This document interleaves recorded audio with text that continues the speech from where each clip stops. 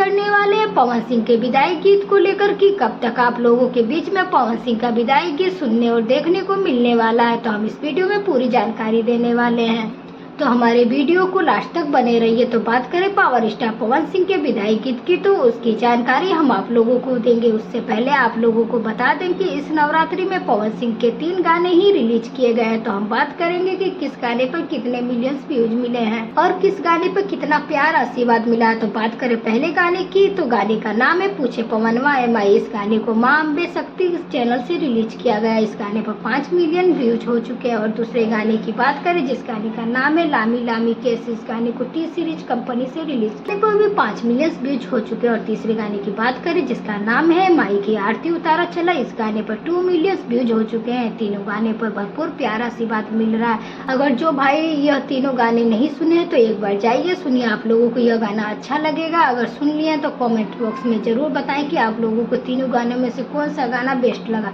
आपके शहर में तीनों गानों में से कौन सा गाना अधिक बज रहा है, कमेंट बॉक्स में जरूर बताएं। तो बात करें पवन सिंह के आने वाले विदाई गीत की, तो आप लोगों को पता ही होगा कि हर एक नवरात्रि में पवन सिंह का विदाई गीत नहीं आता था। विदाई गीत आए हुए 4 साल हो चुके हैं, लेकिन इस साल नवरात्रि में आप लोगों को पवन सिंह का विदाई गीत गाना सुनने और देखने को मिलने वाला है। और शूटिंग भी पूरी हो चुकी है, तो विदाई गीत का पोस्टर 1-2 दिन में रिलीज किया जाएगा।